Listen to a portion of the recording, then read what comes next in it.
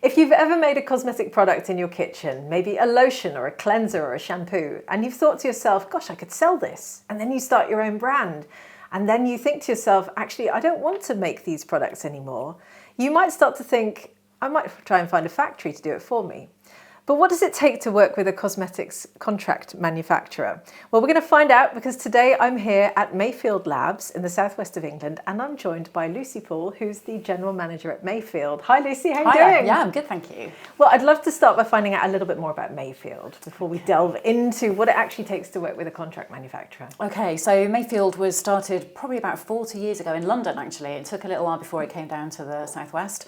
By one of the previous owners, who really started doing what I guess your students do and making his products in his kitchen. Yeah. He quickly started selling them to beauty schools across London, and then made a move down to the southwest and gradually grew it to what it is today. Amazing. So I know everyone can't see the factory at the moment because we're in one of the rooms here, surrounded by lots of the amazing products that you've made, but how big is it? What does it give us a sense of the space? Okay, so we manufacture and fill here. So we do development work, we do manufacture, filling, packing, labelling, storage of components, and some finished units for our main customer, Natural Looks.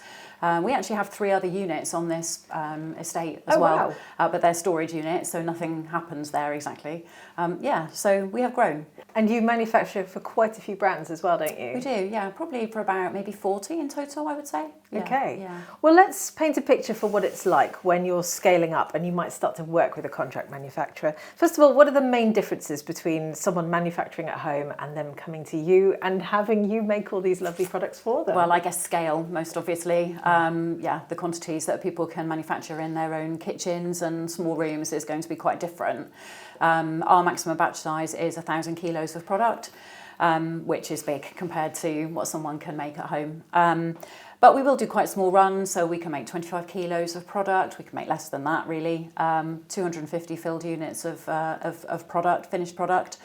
I think that the biggest thing is scale, really. Which is amazing. I mean, 1,000 kilos is huge. But saying that, 250 is very, very reasonable. So what is the sort of trigger point at which someone comes to you? What do your customers typically say when they first approach you? Quite often it's just that they can no longer handle themselves the multiple batches that they have to do in order to feed requirements. So we get people who are saying, my batch size will make 20 bottles of my shampoo, but I'm now selling 100 bottles a day and I can't keep making multiple batches.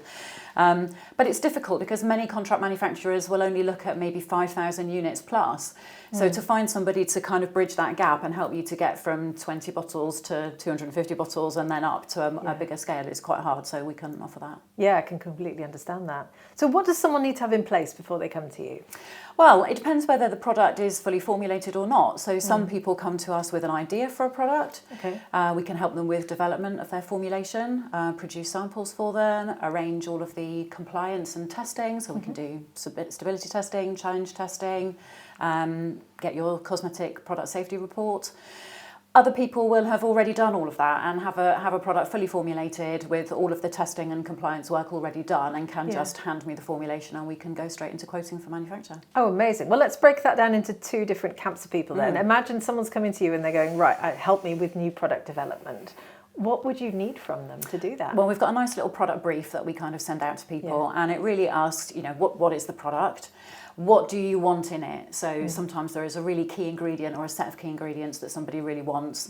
And likewise also things that they don't want. So we often hear no SLES or no, we don't use parabens anyway, but no pegs or whatever it might be. So there's an opportunity there to discuss on the brief what you want from the product, what you want it to do for you, what you do and don't want included, what your price point is. Those kinds of things. And then on the back of that, our chemist, Charlotte, and I will discuss sort of the viability of that project and how complex it might be to formulate it, and we'll quote a development fee on that basis. I can imagine that could be quite complex sometimes. Yeah. I can imagine that costing expectations and ingredient expectations and certification expectations might sometimes be wildly out of sync. How do you handle those situations? It's tricky. It very much depends how much the prospective client knows to begin with. There's a section on our brief that asks for key ingredients, and quite often people will just copy and paste an Inky list from another bottle. Well, those are all the ingredients, not the key ingredients. So it's kind of unpicking, what are the things that you really do want, You don't really want to just go and copy somebody else's product, and that's not really what they want. It's just, helping them to get to that understanding of what they want, really. Yeah. Okay, so imagine someone has a fully formulated product, they're ready to go, they come to you, what do you need from them?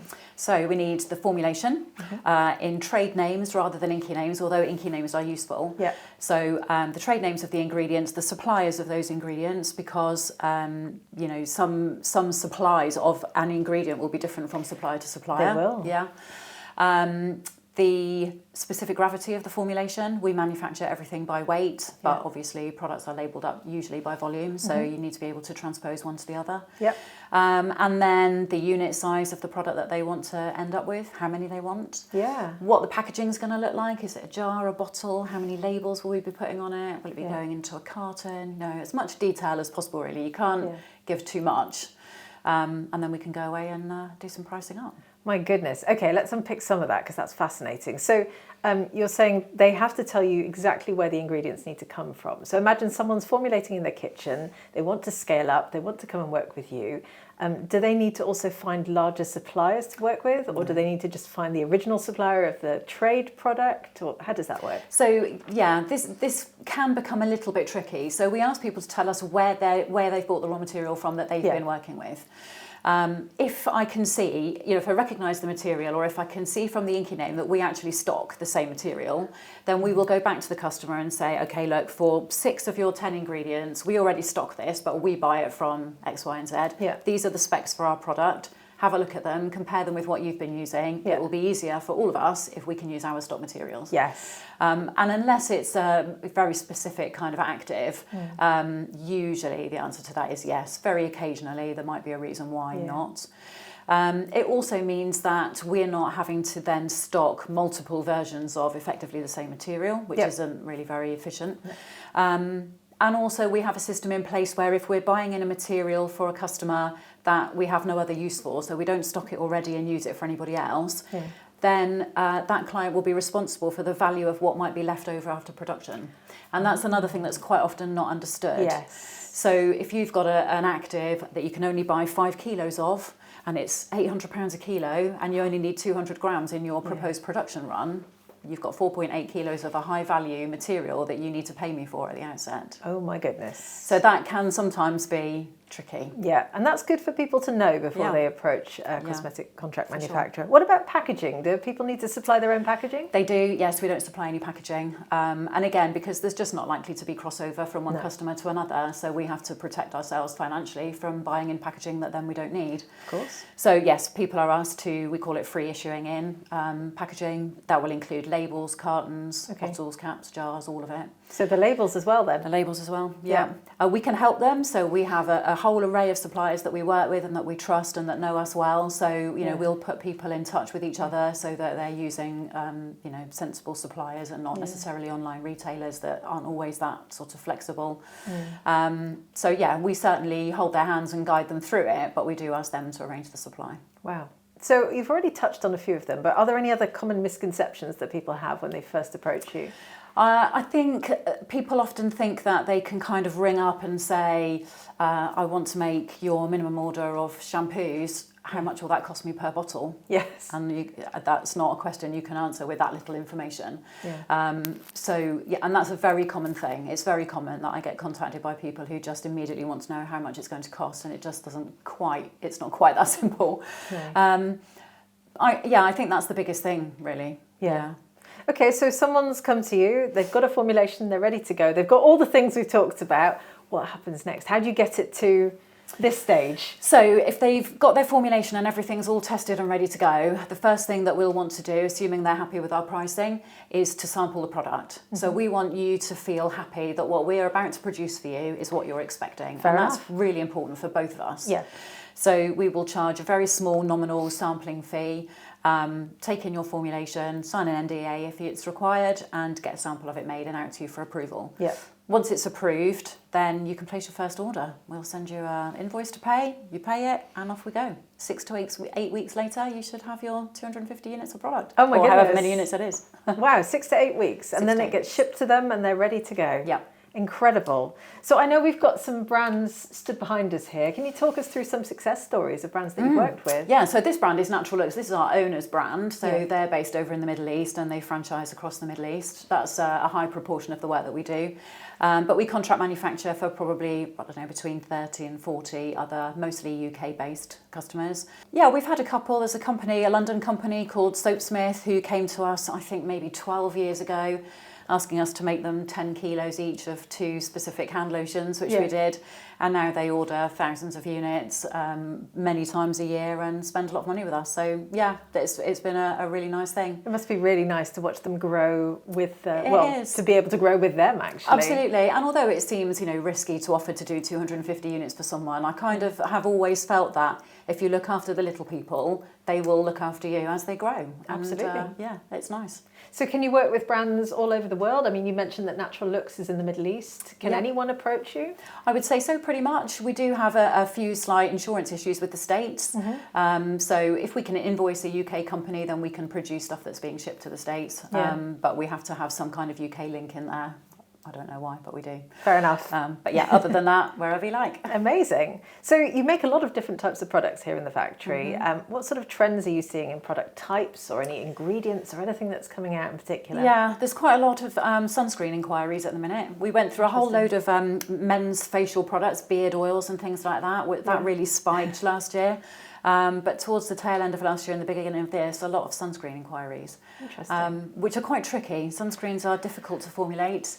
They're difficult to manufacture. There's a lot more involved in the testing and compliance of sunscreen products, and it's expensive to do. So, yeah, they're tricky but doable. And we've got a run in at the moment, I think, for 4,000 of them, and another one for 25,000 coming up a bit later in the year. So. It's a good thing to outsource, though. It's hard to make at home. Yeah, so it's good to hear that people are approaching you for that, at least. It's very difficult to clean the equipment when you've made sunscreen because it doesn't like water. No, I can imagine that, indeed. Well, so if someone isn't ready to work with a contract manufacturer yet, what steps would you advise that they take at this point to get themselves ready?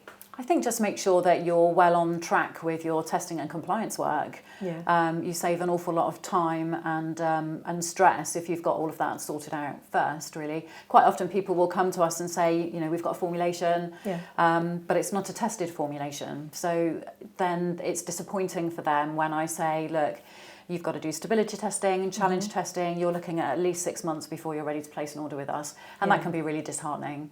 So I think having that understanding of all the things that are required before we can go into manufacture is really, really sensible. I understand that. So the testing, and then you said the regulatory compliance as well. So safety assessments, making sure everything's signed off.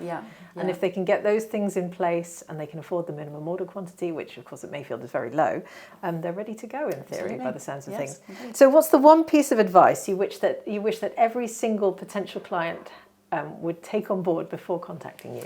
To make sure that you have got a real handle on how your formulation works, what your ingredients are, and a really good relationship with your manufacturer, whether that be us or anyone else, about what's required and when. Making sure that you're not sending deliveries into your manufacturer with no paperwork. That's really tricky.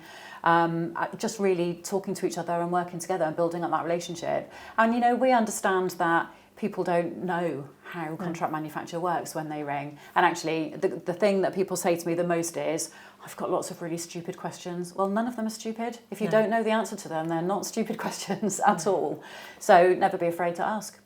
So we talked about what you don't want to see in place when someone comes to you, but what's your perfect client like? Imagine the perfect beauty brand or beauty entrepreneur who's approaching you. What would they have in place? What would they look like? Okay, well, all of their paperwork in place, their formulation details, a really good understanding of how long things take. So, to have somebody that rings up and says that they've got a formulation and they're looking to have it tested and their safety assessment done and they would like to launch in 18 months, wonderful. Because it's not such a mad rush to desperately try and achieve something that's difficult to achieve.